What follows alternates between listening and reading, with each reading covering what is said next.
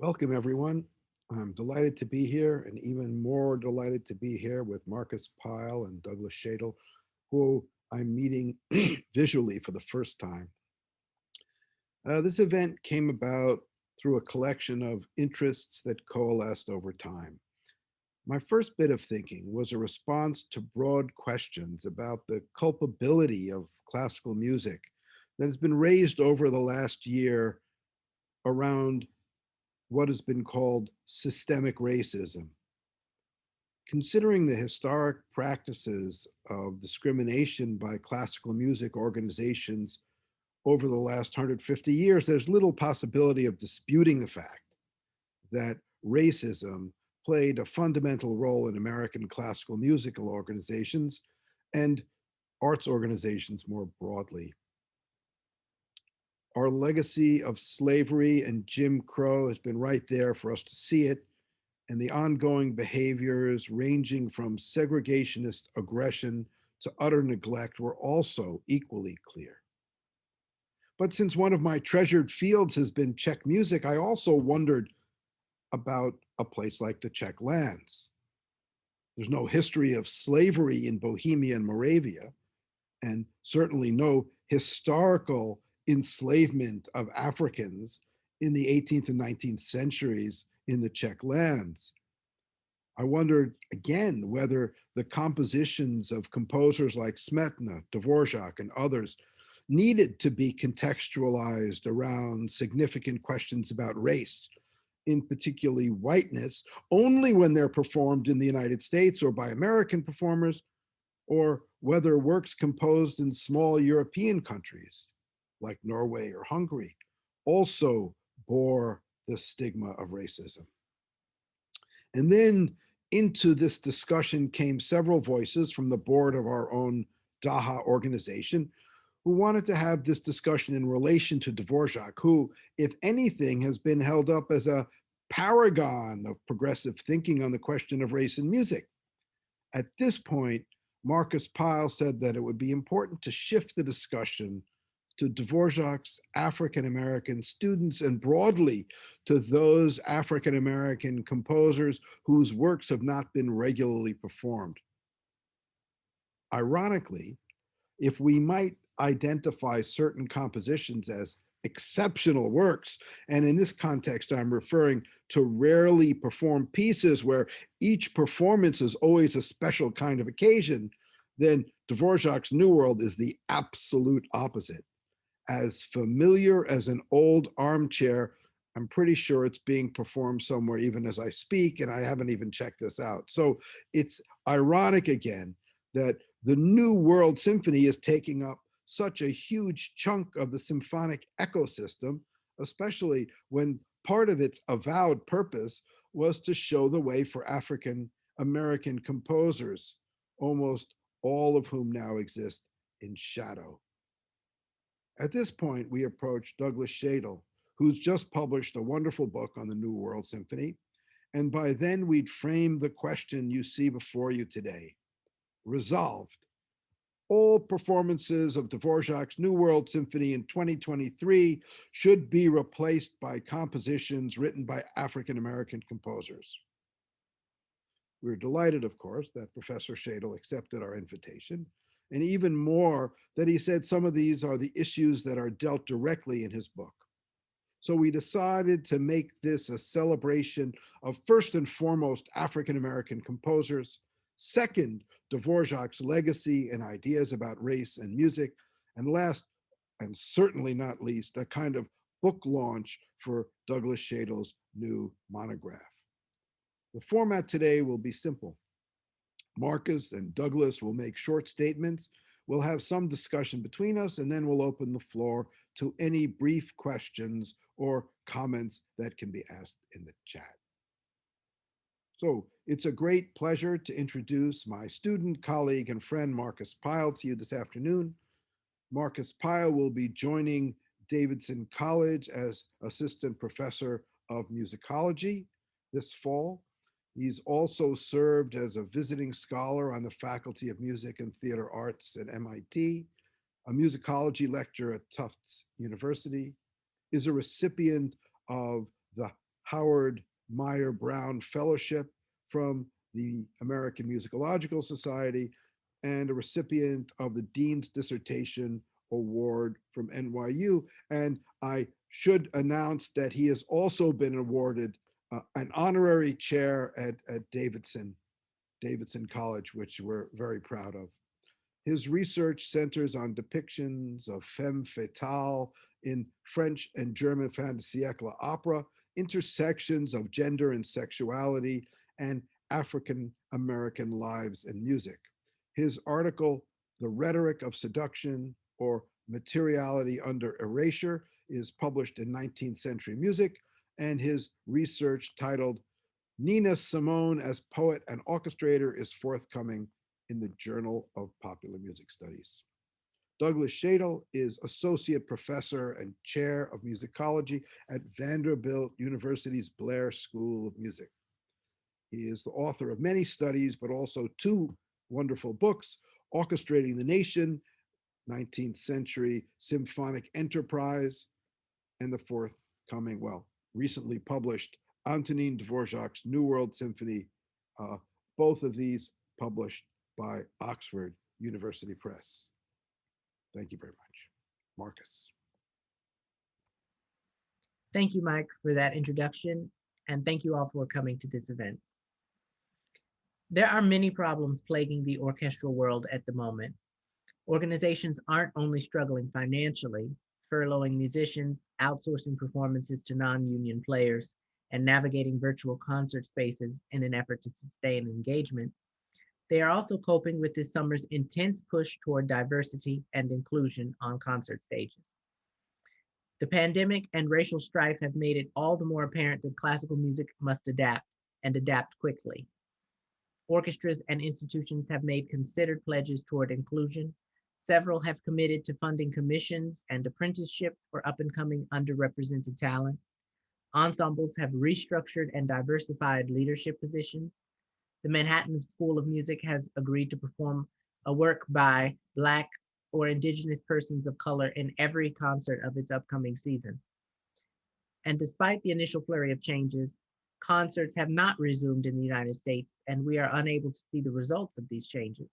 Will they be long-lasting, or will the financial slump necessitate nostalgic, conservative programs that attract steadfast donors? So let us look at some orchestral programming data. The League of Orchestras wrote a searing denouncement of structures of inequality within the arts, saying, the field has allowed injurious practices and tropes to persist, such as the unfound and disrespectful belief that diversity of personnel and or programming can only be achieved at the expense of quality. The field has also played an active role in excluding Black musicians, composers, administrative staff, community members, and audience members from auditioning, creating, performing, managing, governing, and even listening to orchestral music. Works by Black, Latinx, and Indigenous people only constituted 9% of orchestral programming in the top 10 orchestras, and orchestras with smaller budgets usually perform even more conventional repertoire. This is dire. From Dvořák's time until now, things have only marginally improved in terms of BIPOC participation on stage, but the amount of BIPOC musicians and composers and conductors is 100-fold what it was in the early 1900s. In other words, there's no shortage of BIPOC artistic creation, there's only a shortage of opportunity. I have previously argued that orchestras who program Dvořák, and specifically his New World Symphony that alludes to Black folk traditions, only do so to gesture toward diversity and inclusion without actually including diverse composers. Dvořák's lofty appraisal of Negro music and his advocacy of minority folk music gives the performing ensemble an aura of ethical diversity initiatives and a model of multiculturalism. It ends up replacing pieces by African American composers. And while we celebrated the 125th anniversary of Dvořák's New World Symphony, the 75th anniversary of Florence Price's Symphony in E minor came and went uncelebrated. Never mind the fact that she was the first African-American composer to be performed by a major symphony orchestra, the Chicago Symphony. So we must question what's the real motivation behind these endless celebrations, birthdays, death days, composition anniversaries. And one answer to that, of course, is marketing and canonization. Price was certainly influenced and paid homage to Dvorak's symphonism and his inclusion of Black musical sentiment. But Dvorak was not the first composer to include Negro and indigenous folk music in symphonic repertoire. His stature and position, and perhaps his standing as a renowned immigrant, gave him an enviable platform that generated significant buzz around his compositional choices. But the metonymic inclusion of Blackness, that is, Blackness without Black bodies, on the concert stage is an insidious problem. Historically, this problem seems no different. Here's an excerpt from the posthumous book by musicologist Raylinda Brown on Florence Price. Quote, during the early years of the 20th century, the nationalist movement began in earnest. One of the most articulate champions of American composers and their cause was Arthur Farwell. In 1901, he founded the Walwyn Press for the primary purpose of promoting, by publication and public hearings, the most progressive, characteristic, and serious works of American composers, known or unknown. As a publisher, Farwell gave priority to compositions that incorporated Negro songs, Indian melodies, cowboy songs, and America's newest indigenous music, ragtime. Of particular interest is that even the most prominent African-American composers were not represented in Farwell's 10-year venture. So the question today becomes, to what extent was Dvorak a product of his time or a vanguard? Was Dvorak as staunch a supporter of Black inclusivity as we think, or was he more attracted to the forms and pathos innate in folk music broadly, or was he jumping on a bandwagon already set by other American composers? Aside from few pieces by Dvorak that allude to a sense of American folk music as national music, Dvorak all but abandoned the pursuit of Negro melodies. Perhaps in light of the recent insurrection, Dvorak, present-day Dvorak, would be happy to disavow himself of any and all quote-unquote national music. A present-day Dvorak may wish to cede his stage time, but he's the least of our worries. In the 2019-2020 concert season, among the top 10 orchestras, Dvorak's works were only performed 16 times out of 1,055. Whatever the case may be, today's thought experiment is a chance to reflect on the consequences of hero worship that's rife within the arts. Thanks. Thank you, Marcus. Those are many issues for us to take up, and thank you so much for preparing this and stating the matter so accurately and forcefully. Now I'd like to introduce Douglas Shadle. Douglas is Associate Professor and Chair of Musicology at Vanderbilt University's Blair School of Music. He's the author of 2 books, the excellent book, Orchestrating the Nation, the 19th Century Symphonic Enterprise. And again, we're all very excited about the forthcoming volume, Antonín Dvořák's New World Symphony, both of them published by Oxford University Press. Please give him a warm welcome as well. Thanks, Mike. And Marcus is a very tough act to follow here. And I just want to begin by saying that I completely agree with all of Marcus's observations about the contemporary landscape of orchestral music. This is an issue that I've written about somewhat extensively in public forums, such as icareifyoulisten.com and newmusicbox.com. And from my perspective, as a historian of the 19th century, I think an important point to take away from this conversation to begin with is that so much, in fact, has not changed within the classical music industry and even within American culture more broadly since Dvorak was here in the United States between 1892 and 1895. As I was finishing the book, I was thinking about people who might be willing to write a blurb for it. And I engaged with it in a discussion with the daughter of Maestro Everett Lee, who is now 104 years old, living in Sweden, and was one of the first African-American conductors to lead major orchestras throughout the country as well as throughout the world. And as I was speaking to his daughter, Eve, who lives in California, she wrote to her father, and his first response was, well, racism in America really isn't that much different now than it was when Dvořák wrote the New World Symphony. And I thought if someone could be a first-hand witness of that kind of thing, it would be someone like Maestro Lee at his age. Well, in any case, I think my contribution to this discussion is sort of backfills everything that Marcus was saying about the contemporary landscape. So as Mike alluded to, I have a new book coming out, and I have a wonderful discount code from Oxford University Press that they graciously shared with me, so I'll post that into the chat here in a bit. But in any case, my work is documenting a lot of the issues that Marcus brought up that occurred during the 19th century. So Marcus mentioned, was Dvořák at the vanguard? Was he more interested in Black folk music or Black vernacular music as merely a tool? Is he taking up space now? Well, I've gathered a lot of firsthand primary sources in newspapers and elsewhere that offer a kaleidoscope of opinions on this particular issue, most notably from African-American intellectuals, musicians, and composers themselves.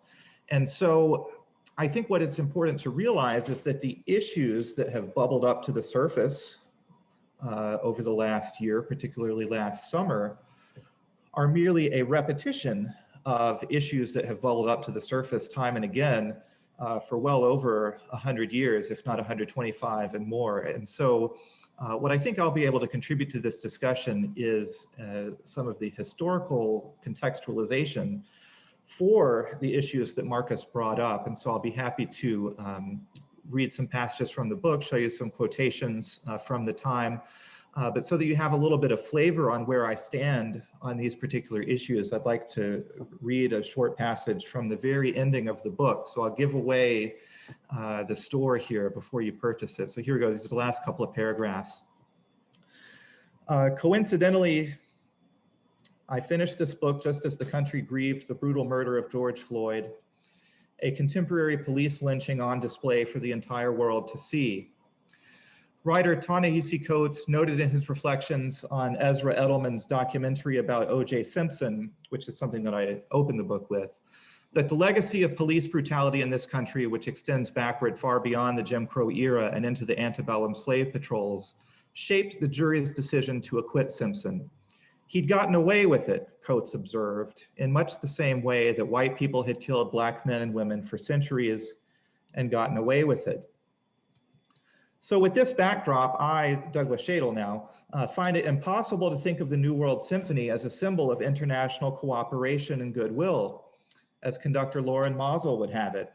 And in the book, I have a scene in North Korea where the New York Philharmonic had played the New World Symphony as a symbol of goodwill.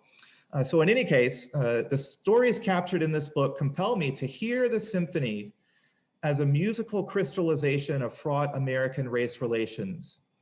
The piece exposed the deep wounds of racism and continued to poke at them for decades, often by emboldening white racists to continue antagonizing Black music and musicians.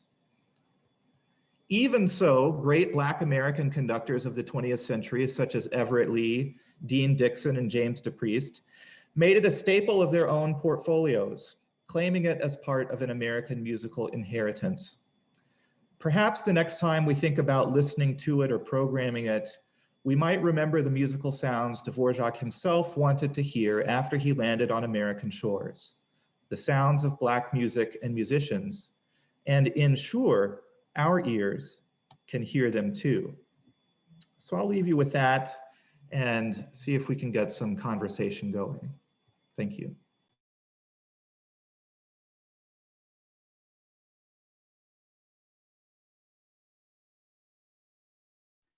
Thank you so much. Marcus, did you want to respond to some of that, and then I can pick up?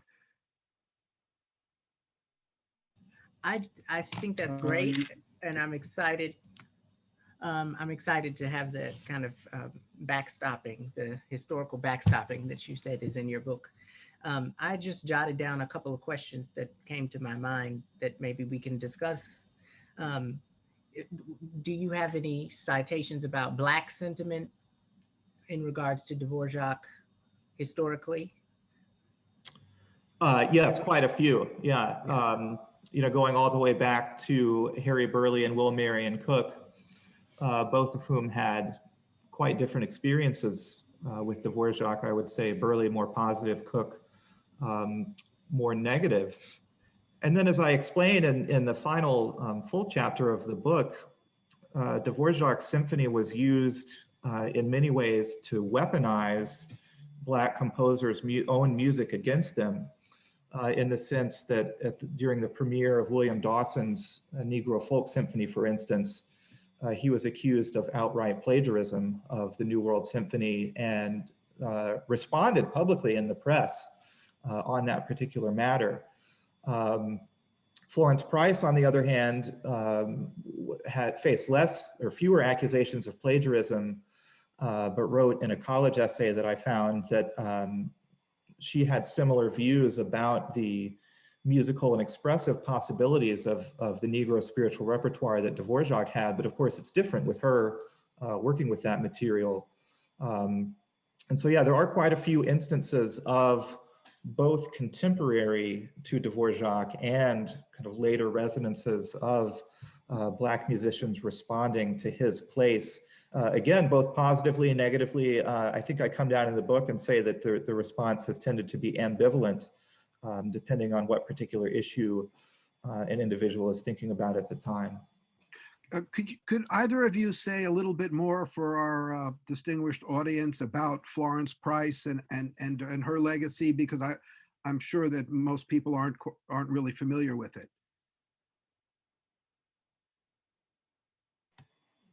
Sure, I could start, and Marcus can, of course, add more to it. As Marcus mentioned, Florence Price was the first African-American woman composer, and really African-American composer, period, to have a symphonic work, an orchestral piece, performed by a major American orchestra.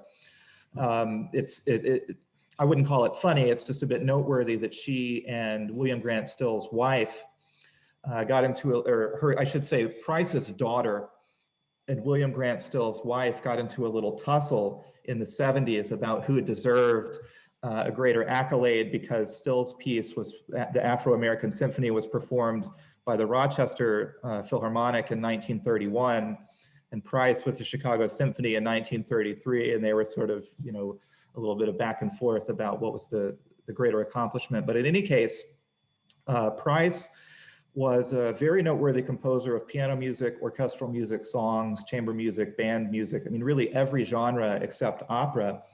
And her music was performed all over the place, from New York City to Chicago, the South, and elsewhere, including overseas. And after her death in 1953, her daughter had a lot of trouble finding willing parties to perform her mother's music.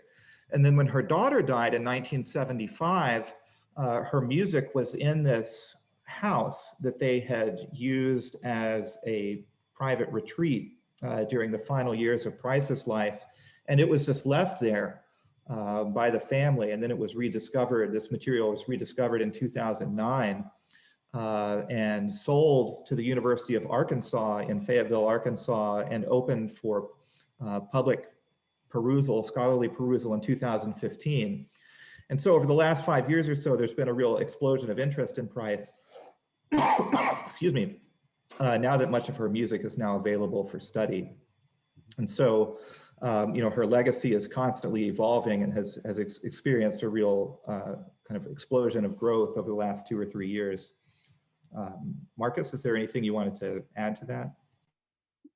No, You know, that was great. I was wondering, you know, there's that famously bizarre story, right? When Tchaikovsky's Last Symphony was premiered, and nobody could make any sense of it. People thought it was just lousy. You know, it just didn't make any sense. Didn't hold. And then he died shortly after. And then suddenly everybody said, "Oh yeah, now we get the symphony." Yeah, that's what, you know, as if his death was the program for it. But whatever the case, from that moment on, and I'm wondering whether you think that some of these recent events and issues that have come up will sort of contribute to different ways people will actually approach the music, and they'll get it in a way that maybe they didn't get it earlier. Is that am I getting one can only hope looks, Marcus?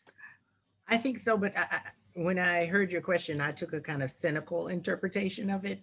One thing is, you know, I was looking, this sounds a little bit out of left field. I was looking at Bon Appetit magazine the other day, and their December issue is, I'm going to say 98% African American, which seems like an overcorrection because they had really big, a really big backlash in the summer, and they fired the executive, the editor in chief, and then they reorganized. So that's an overcorrection, and I worry that orchestras will do the same thing. And so one of the questions that I had was, in programming these pieces, if we do eventually get around to programming more of them, what are we ethically obligated to do in terms of presenting the pieces and explaining them contextually, so that they don't become part of this kind of love and theft model that Eric Lott talks about, where we love something enough so that we steal it and then we decontextualize it from its actual culture, or so that we're not promoting a kind of nostalgic and falsified Blackness of the good old South, and these kind of hymns of comfort for people's pleasure in the Western classical concert hall. So that's where I was going when I heard your question. Well, I mean, yeah, and to follow up, we can always ask, so, you know, what's the reasonable ethical standard we should use in considering all this? And this could go back to how we think about Dvořák and his contemporaries. I mean, from everything I know, you know, Dvořák, although he was not a political person, most of the time had become allied with what was certainly the progressive group at time. Whether it's the most progressive, you know, again, it depends how you use the word and how you slice and dice it. But obviously, from those kinds of questions that you're asking, one could also be highly critical of these same people for all the reasons we're talking about. So, you know, it's a tricky thing to, I mean, we don't want to necessarily judge everyone in the past, but the traditional way of painting it, as you've noted, was, oh, these are wonderful progressive people. Their attitude towards race in America was the right one and uncomplicated, and Dvořák was part of that group. And I think now we all approach that with some greater nuance at the very least. I don't know, Douglas, did you want to jump in here too? Yeah, I mean, so I completely agree with Marcus on this issue of contextualization and the potential drawbacks of just sort of doing things willy-nilly, things being programming music by composers of color, for instance, because it could very well reinforce previous stereotyping. It could very well reinforce the very kinds of attitudes that have led to the situation in the first place, through a sort of a tokenization or a moral licensing. You know, the fact that now that we have the one issue of Bon Appetit, now we can go back to the way things have been done. To me, what I think there is more of a mandate for to accompany what Marcus is talking about is to eliminate this sort of absolute music ideology within the concert hall altogether, so that music that one hears is never decontextualized, even when it's Beethoven or Mozart, et cetera, that orchestras as organizations, to put it bluntly, have just absolutely failed as educational organizations. And to do, say, a robust contextualization of a Florence price while not doing, say, a robust contextualization of Tchaikovsky, again, is yet another way of marginalizing Price as music. And so to make the concert experience more of a learning experience across the board, I think would be extraordinarily helpful, especially for audience members who are brand new. I mean, brand new audience members will stay, as my friend Aubrey Bergauer argues, audience members who are new will stay if they find a kind of human interest dimension to the music that they hear. And so I think as musicologists, we know that there are boatloads of material available to us. And so, you know, in my opinion, there should be no greater demand for musicology than there is now, given that orchestras have this mandate to present a product that has a compelling human interest dimension to it. And of course, that means dealing with issues of race and racism and allowing the broad spectrum of composers to speak for themselves. I did a wonderful interview before a Detroit Symphony Orchestra concert with Tyshawn Soray earlier in this season. It was a premiere of his music. And he is someone who has spoken extensively about feeling constrained by other people's expectations of what Black music and Black musicians are and can be. And so part of his aesthetic agenda is to expand the horizons of what that is for people. And of course, that requires a bit of conversation and learning from everyone. And I think that should be part and parcel of the concert experience anymore. And so I think there's a mandate for just more learning that goes into this. And so perhaps one of the legacies of these new discoveries that we're finding is that we actually, despite all that we know, we still know very little. That seems to be one of your historical interventions, Mike, from years ago, is that we still don't know that much about Dvořák, despite all that we know about Dvořák. As historians, it's just a truth of the discipline. Yeah. Of course, you know, that raises this question, which really keeps me awake nights, which is actually, what is the relationship between the information we think we know or we hear about a work and our experience of listening to it? As they say, it's right in some dimensions to sort of, if not demonize, at least be highly critical of notions of abstraction. On the other hand, it's never been clear to me what you can think about when you're intently listening to something without leaving that experience. So I give worlds to know, as Mark Twain used to say, a piece, and then they hear the piece. How does that work? You know, because I do that a lot, right? And also, like yourself, that's something musicologists do. And if anybody would consider it a kind of waste of time, we'd be out of a job. So we have a stake in that in a way, but it's always a very delicate thing, you know, just as certain kinds of devices like crab cannons, you know, intricate contrapuntal devices aren't supposed to sound like, they're supposed to just sound like more music. So many composers obviously want people to be deeply moved by their music, not necessarily with a huge amount of contextualization. It's really a kind of tricky dance that we can't take our eyes off. But I think, you know, I think you're right. And this is another thing, you know, when James Conlon first asked me to speak about music related to the Holocaust, I said, oh, I really don't want to do that. I just, you know, I studied that in Hebrew school and I had a lot of it. I don't want to. And he said, no, you don't understand. I'm asking you because it's Czech music. So, I mean, I agreed to do it under those circumstances. And of course, I've gotten madly involved with it. And again, one of the things that Conlon kept saying is, we just want to give these composers who really couldn't survive or didn't have a chance to promote their own legacies, a chance to be heard critically. So at least, at the very least, I think with these African-American composers, we want to make sure that they get their chance to be heard by orchestras and heard by people so that they can make some decision about how this is going to fit in their personal ecosystem.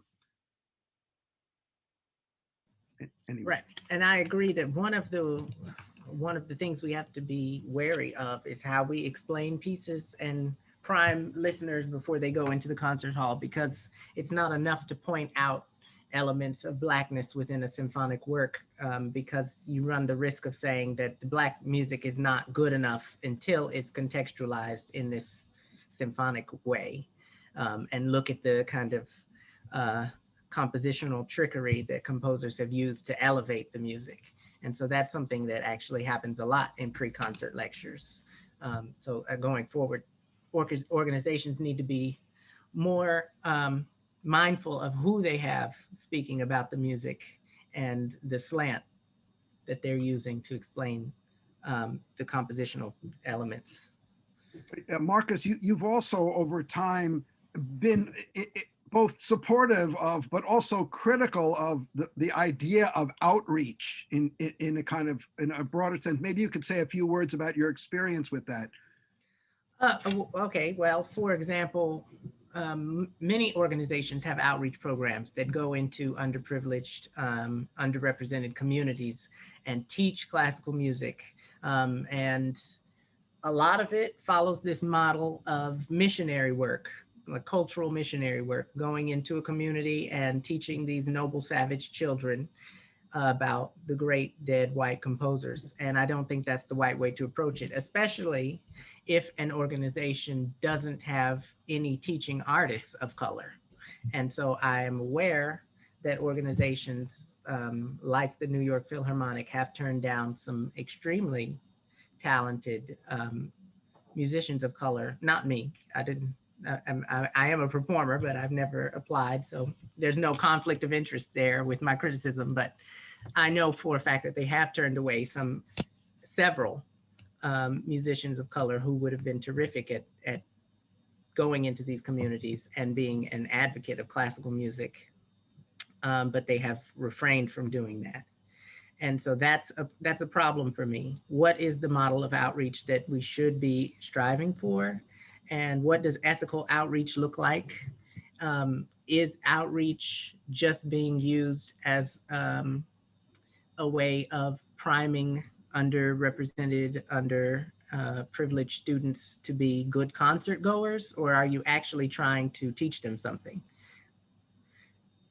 Are you just trying to capitalize on minority spending power, for example, or are you actually trying to educate? Douglas? Yeah, I mean, I haven't thought as much about the outreach issue as Marcus has, although, I certainly agree that there are, poor colonialist ways to do it that seem to be very much the norm. And Bill Doggett has said this in the chat as well. It's definitely a refrain that I've seen a lot. I was just going to add one quick thing about something I said earlier about education, which is that not all education or contextualization at a concert needs to happen prior to the concert. Right. There are great opportunities for learning afterward as well, and having audience members talk to one another and share their experiences with each other with kind of a conversation facilitator is certainly something that I've enjoyed and that audience members have expressed their own enjoyment to me. And so having a sort of decompression or talk back can also be a very valuable tool just to see what it was that people experienced. I mean, Mike, you were saying that that moment of critical thought and listening is something that's very hard to capture, but making a sort of an on-ramp and then an off-ramp is something that organizations can do.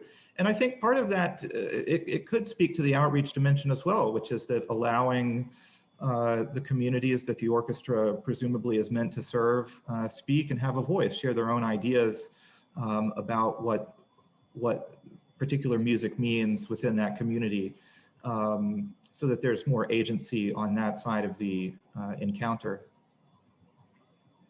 Good. Well, we've reached about 3:45, and I'd hoped at this point we might have a few questions in the chat, which we could add questions or comments. Please write them into the chat, and we'd be delighted to answer any of them. Just take a moment if you do, and write us a question or two.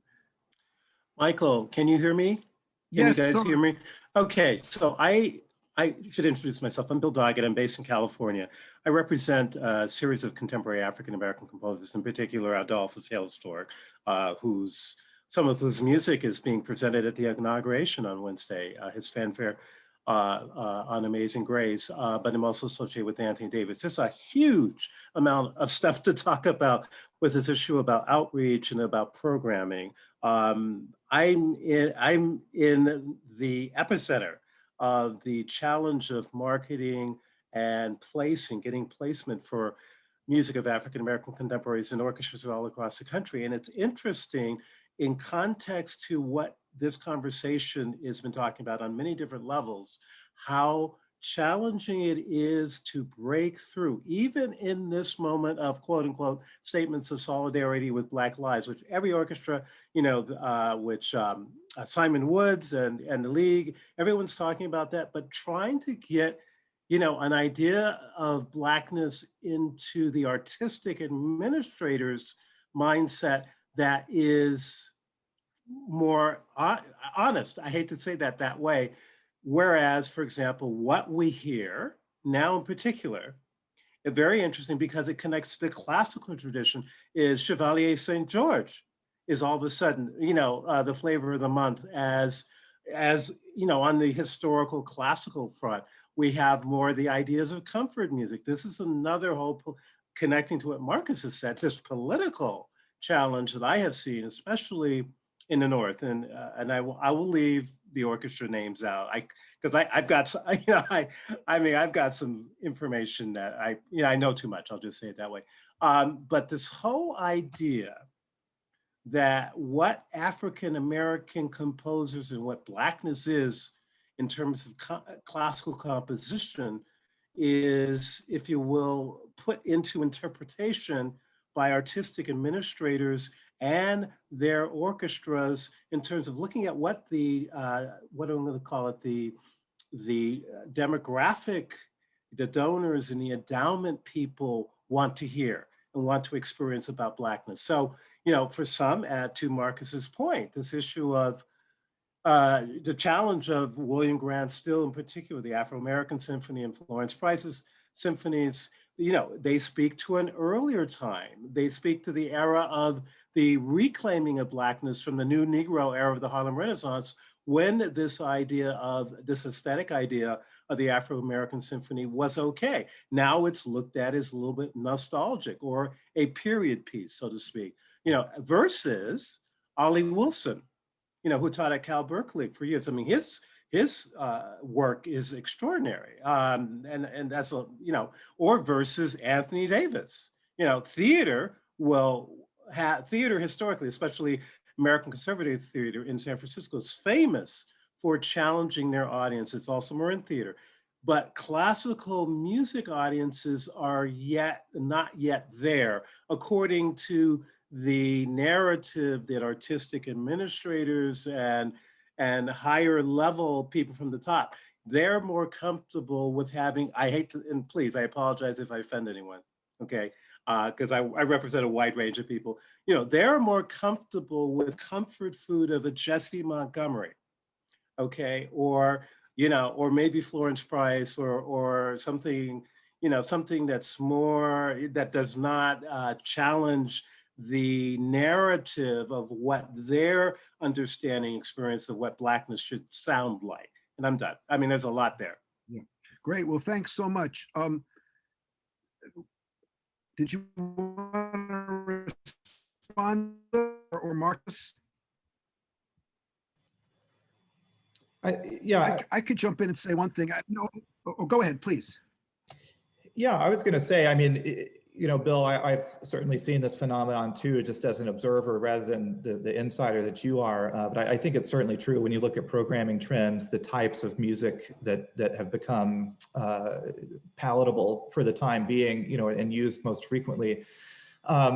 I was going to say that the biggest mistake there that the artistic administrators are making is not even knowing who their audience is. I mean, most audience members are relatively new to the art form and don't have these expectations, this sort of built up expectations about the aesthetic of the thing. And to be challenging, I think actually makes a lot more sense than trying to cater to this fictional, stodgy person. And so I don't know, I would really like to see a lot more experimentation. The groups that have done experimentation, I think, have done well. Even Gabriella Lena Frank in Boonville, California, at her Academy of Music plays. I was there to witness a community concert of just you know, people from town gathering at the high school, hearing some just very, very crunchy, for lack of a better term, crunchy music, and really enjoyed it because they heard from the composers. It was something new and different. And I think there's a lot more opportunity for that, that of course would serve so many more composers, as well as people who are interested in music on a broad scale, not just classical music. I would say, to Bill's point, one thing that happens fairly often is that composers, minority composers, are pigeonholed, and they have to use a kind of method of strategic essentialism, so doubling down on their kind of cultural heritage and writing pieces that are programmatic with allusions to Blackness mythologically or folk themes, these kinds of things, when it's not really what they want to compose, but they feel like they have to in order to be sought after by management, by organizations. And that may get them some performances in the short term, but over the long term, they're further being marginalized and put into a group of, you know, as you said, comfort Blackness or tropified Blackness, and a whole category of compositions that really does not advance or decolonize the classical music canon at all. Right, but you know, there are also other levels of audience who are important, who may not be included in this conversation. I was, some of you may know, many years ago, my cousin, who was head of special events at Macy's, asked me for Black History Month to give a talk about Chevalier Saint-Georges, right? And so I came with my little boom box. It was, I mean, I'm ashamed to say it was in sort of the lingerie section. They set up a table. Somebody was signing books, and I played some examples and talked about it. And I was overwhelmed. The audience was almost entirely African-American. People came up to me and said, I had no idea there was any entree for me into this tradition, that this had anything to do with me. Right. So even those kinds of things, which you're right, are not at the edge of experimental music, they're comfortable, but they're also uncomfortable. And maybe they draw audiences in fresh ways as well. Agreed. Yeah, definitely. Do we have any more questions or comments? Let's see. Well, right. I mean, you know, do we really think, you know, that orchestras will take the cue, and for what reasons? And, you know, what's going to happen? Do you have any kind of predictions, Marcus, how this might unfold? Yeah, I think just going off of the way that orchestras use their outreach programs, you know, a lot of them are used in order to increase their grant worthiness. So they have an educational outreach project, and they get grants because of that they use for programming dead white male composers. The same thing I think will happen coming out of the pandemic. Orchestras will apply for funds to program music by classical African-American minority composers, just to procure grants. I don't know if the sentiment is right. behind their push for diversity in some orchestras, not all of them. Some of them are actually really committed to making these changes. Douglas, as you were writing your book on Dvořák, I was involved with a project at NYU on the future of classical music, and I was one of many authors, but I was writing the introduction, and I ended up having to write the introduction 4 different times as 2020 unfolded. First for COVID, I had to change this because that sort of played a monumental role in unfolding events in classical music. Black Lives Matter, now the insurrection. And I wonder, as since this is a launch for your book and we're all very excited about it, whether you had that sense also as you were writing it or as you were finishing it and these events were unfolding that you kind of kept having to rethink. Yeah, I think Mike is a little frozen here. Am I on still? You are on. Yeah. Oh, okay. Yeah, sorry, Mike, you blipped a little bit. Yeah, I think I got the gist of what you said, that how much rethinking was going on. I mean, as you heard, I was finishing up just as the George Floyd troubles were happening. I mean, it was sort of post-incident, but as the demonstrations were going on is when I was really wrapping up.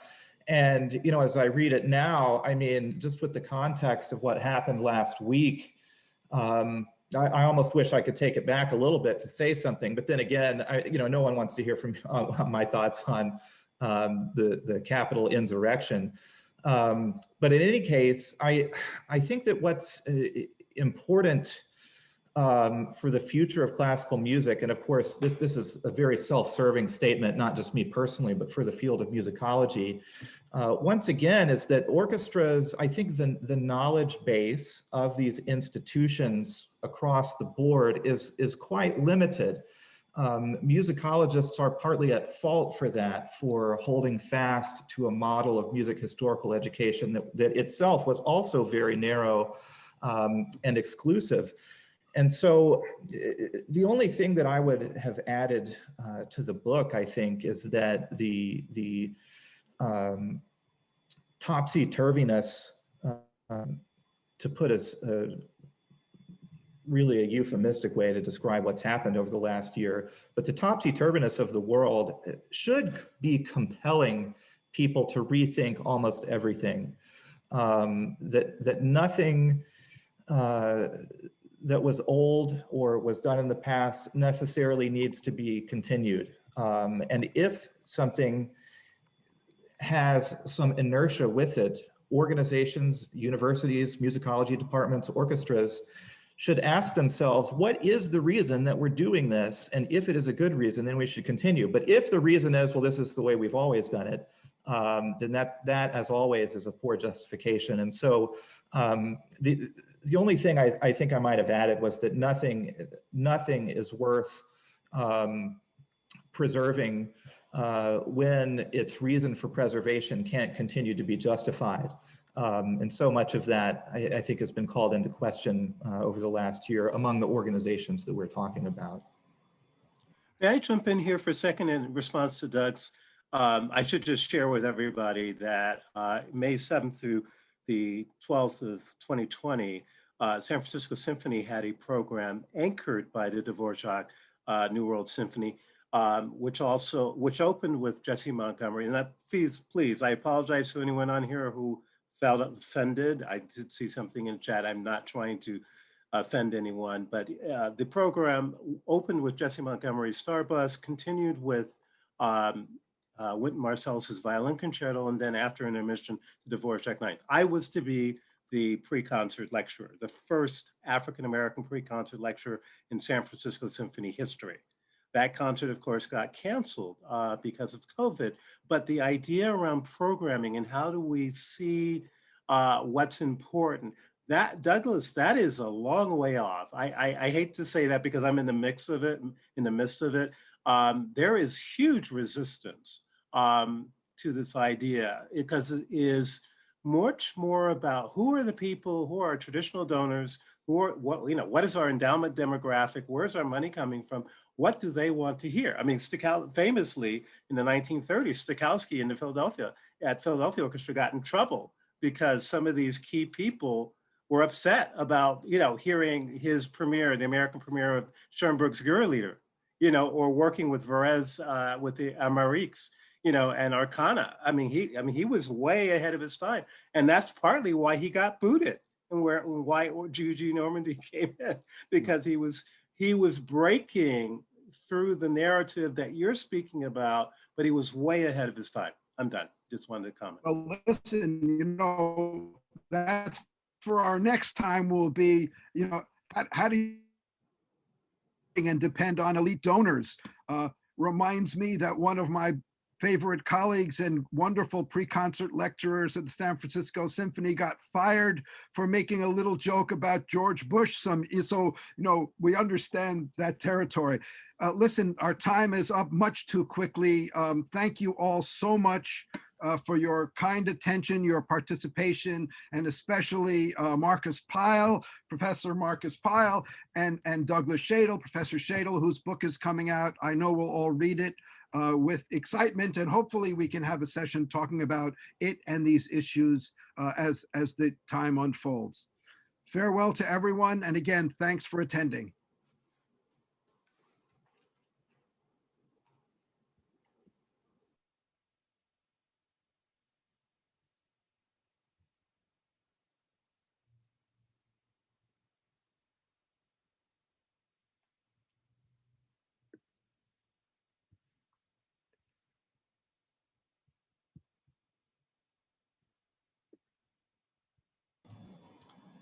I'm going to unmute and say thanks to Michael and Marcus. We didn't get that discount code.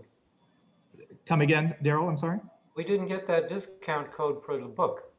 Oh, it's in the chat. Is it there? Is your chat open?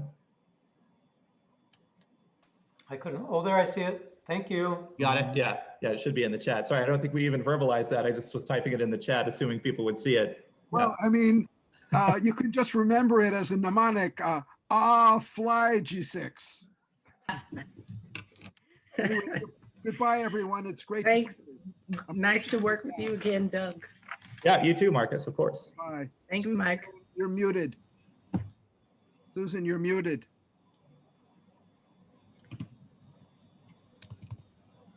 Thank you very much, everybody, for participating. This was a great discussion, as you could sense also from the questions in the audience. Terrific. Thank you so much. Maybe we'll continue next year. Bye. Bye. Yes. Bye. In the UK. Bye-bye. Bye-bye.